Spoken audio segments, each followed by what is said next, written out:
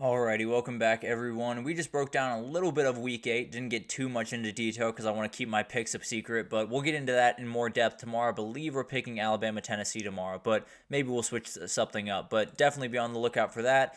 Let's get into my top 12, and it is really tough. There are so many teams that I want to drop out, but I don't feel confident dropping out, or teams that I want to put in, but I don't feel fully confident putting them in. But let's jump into here, and I think there's one at least team that has moved a lot or there's two teams actually that have moved a lot that I think are going to be a little bit surprising. But number 12 is BYU. I have been discounting BYU just a little bit. I'll be totally honest with you guys, but I'm no longer going to do that. This defense is absolutely for real. Jake Retzlaff is playing great football. This offense is making a lot of defenses just life a nightmare for an evening. So they're playing really, really good football. I think it's still a team I worry about just a little bit because I think when you look back at a couple of those games that they've played, especially Kansas State and even this past weekend against Arizona, there are a couple of 50-50 plays that go their way, and they've been going their way quite a bit. So maybe that comes back down to earth. Maybe we find a little bit of a median there. But at the end of the day, they're playing really good football. They're winning football games in a conference that not a lot of people are consistently winning football games in. So I feel pretty good about them going forward. I think they're a really great team and cannot wait to see what they can do the rest of the year. And then I do have the other team that is winning games in that conference. Iowa State just continues to plug away, playing really good football, very consistent. One of those teams that I just think hasn't even hit what they can be. I think offensively they still have a little bit of a gear to hit. And I think they're one of those teams that has played really good football. They have a lot coming forward, no two ways about that. There's so many different things that they're going to have to deal with a schedule that doesn't necessarily look super tough on paper, but once you get on that field, there's so many different things that can come into play, and a lot of teams that are just right around each other, to be totally honest with you. So more than anything else, with these two teams, really, Iowa State and BYU, they have an identity where a lot of teams in that conference just don't really. They don't really feel confident in who they are. They're kind of playing around with a lot of stuff week by week. None of these teams or neither of these teams are doing that. They're handling their business and going about it very, very smoothly. I have A&M at 10. They kind of hung out this past weekend, definitely stayed still, and they probably needed it because the door opened just a little bit more. You know, none of those teams lost, but plenty of teams looked very, very mortal, if you will. Tennessee, Alabama, Georgia, and Tennessee is one of the teams that has dropped quite a bit. I am worried about that team. If Nico Imaliava is going to play that level of football, they are not a top 12 team. So very worried about them. They dropped out of my top 12 just because of that. I cannot feel confident going forward if that Tennessee offense does not have a quarterback that can make the throws, plain and simple. And then this is a team I'm very much on the cusp of loving. I just need to see it one more time. I need to see them probably against LSU. If they totally blow out Mississippi State and look incredible, maybe that encourages me enough, but LSU is going to be the one that I'm watching. If they're able to take care of business in that one, then my entire opinion of this team changes, and it's no longer about can you make it to the CFP, it's what type of run could you possibly make there.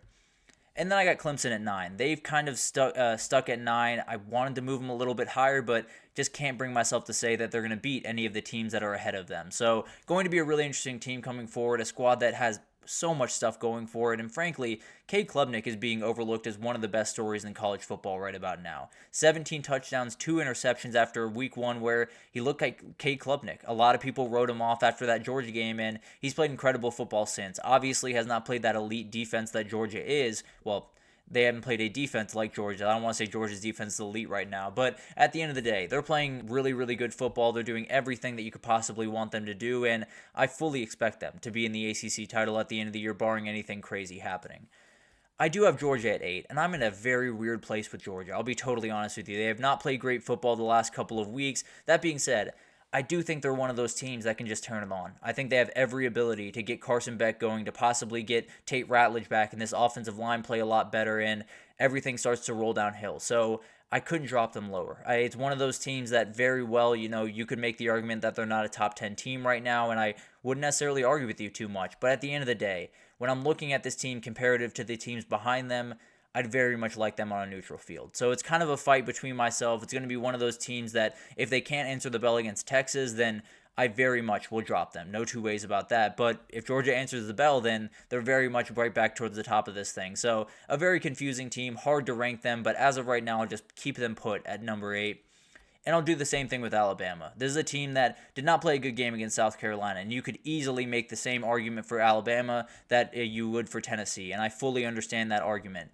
The difference I have is I think this team has the quarterback to make the plays that they need to make. I think they have playmakers on the outside that the quarterback can get the ball to. And I think they have a defense that, while not elite by any means, I think they can make the plays. I think they can make the opportunistic plays, get that one pick, get that 2 picks per game, and put themselves in a position to make more plays offensively. So it's a flawed team. There's no two ways about that. And you can make the argument, I don't want to say easily, but you can make the argument that Tennessee's the better squad, and we will see this upcoming weekend. But when it comes down to it, if one team has a quarterback that's playing close, at least to Heisman level football, and one quarterback that is a lot of questions about, I'm going to lean to the team with the better quarterback. That's just the way that I operate. I'm going to put LSU here at 6. I know this sounds crazy. This is the biggest change of the weekend with them coming all the way up here. This is a totally different LSU team than it was in week 1. This is a team that is playing much better football. They're playing together on the defensive side of the ball, which is totally different than what they were the first couple of weeks. Whit Weeks is playing great football. The edge rushers with Braden Swinson and Deshaun Womack and all of those guys are all over the place. And this back end, while it's not great, they're starting to play much better football. Ashton Stamps is making really good plays. PJ Woodland's awesome. There's a number of different players that Zy Alexander had a pick this past weekend. So it's not that I think LSU is on their way to a national title or anything crazy, but they got a win in a way that I did not think they were capable of getting one. And I could have bumped them below Alabama. I could have bumped them below Georgia. But frankly, if they were meeting on a field tomorrow, I think I would like LSU to put up quite a few points and get out there with a win. I know that sounds maybe a little bit crazy, but we'll see LSU against Alabama in a couple of weeks. I really like this team. I think they're playing good football, and I think, frankly, if that defense can keep coming together, there's a lot of things this team can do the rest of the year.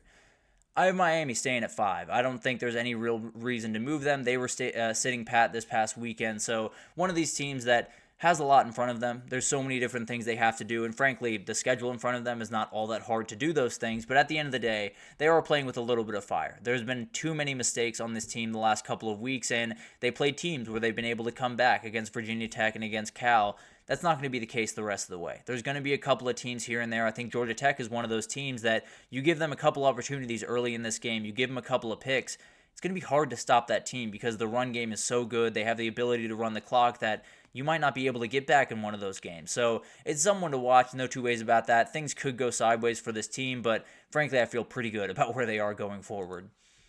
Ohio State at 4. I don't think this has to be really explained too much. This is one of the best teams in the country. Obviously, got to get better about not making those mistakes down the stretch if you're Will Howard, but at the end of the day, they're elite. I think the defense does give me a little bit of worries, but when you're facing a Will Stein offense with a quarterback that's executing at that level, it's not going to look all that pretty. Denzel Burke needs to figure out what he's doing, but at the end of the day, I still think this is an elite team. I still think they have every ability to get back right on track and win that Penn State game, get to the Big Ten title, beat Oregon, and be the number 1, number 2 seed in the CFP. So I'm not panicking about this team. Definitely some things that need to get handled, and especially on the defensive side need to get handled. But as of right now, any lower than 4 would feel a little bit wrong to me.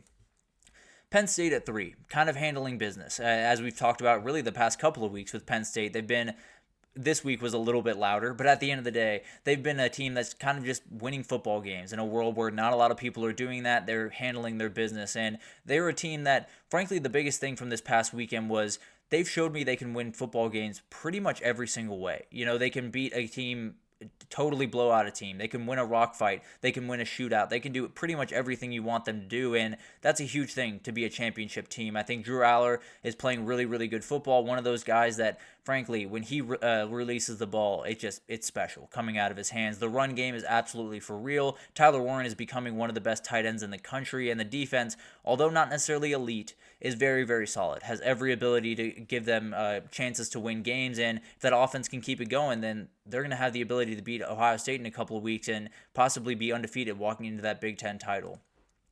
I have Texas at 2. I did not want to move them from 2 after this past weekend, but at the end of the day, they did nothing wrong. If you watch that Oklahoma game, you know they did nothing wrong. This team is absolutely elite, has everything going for them. The one worry that you do have is, have they played that huge game? Have they gotten that team that is going to be able to match them in just about every way? they'll get this one this weekend. So frankly, I'll be totally honest, if they beat Georgia this weekend, they're very likely going to be the number one team in next week's. But that's a little bit of a spoiler. Definitely a team to watch. I think Quinn Ewers was rusty last week, but he is elite. I have no doubt about that. The weapons are absolutely insane. The defense is flying around with Anthony Hill playing as an All-American linebacker. It's an incredible team, and obviously if they beat Georgia, then they're probably jumping this team here. But I do have Oregon at number one. They made the big statement of the weekend. They did an incredible job winning that game in a spot that it was really weird. It was one of those games that you felt like Ohio State had just enough time to come back down the field, but then Oregon made just enough plays and got a couple mistakes. No two ways about that. But at the end of the day, Dillon Gabriel played the best game that I've ever seen him play on Saturday, at least against elite opponents. The weapons are absolutely incredible. O-line is one of the best in the country, right along with Texas number 2. And then defense has tightened up in a number of different places. But they're plenty good. No two ways about that. They have to get a little bit better in specific areas, but they're playing really good football. Not super worried about that unit overall. So a tough list to put together. No two ways about that. I do have Texas staying at 2. Didn't want to bump them up to 1 quite yet. If they beat Georgia, they very much will be there. And then LSU's the big mover. No two ways about that. I just think there's a team that's starting to find themselves. I could be totally wrong, and they lose to Arkansas this upcoming weekend, but that win against Ole Miss showed me a little bit of a different team than I even expected to see at this point in the season. So a huge win for them. Definitely a unit that it's hard to rank these teams right about now. I would have Notre Dame just probably at that 13 spot if I had to imagine, and then probably Tennessee at 14. It's very close. All of these teams are pretty much packed against each other, but it's one of those things that you kind of just have to take it. You kind of just have to put the 12 teams on the board, roll with it, and move forward, and that's exactly what I did. But that'll do it for this edition of the GSMC College Football Podcast, brought to you by the GSMC Sports Network. Your support means a lot to us, so please remember to subscribe to the show, leave a positive review. It does make a huge difference for us. Also, follow us on Facebook, Twitter, TikTok, Instagram, all the social pages for all of the content and updates you could possibly need. We have really incredible people doing awesome work across every single sport you could want. So whether it's NFL or MLB or NBA, we totally have you covered. So come on over to GSMC. But thank you once again for listening, and we will be back tomorrow to break down the crazy Week 8 that we have on slate.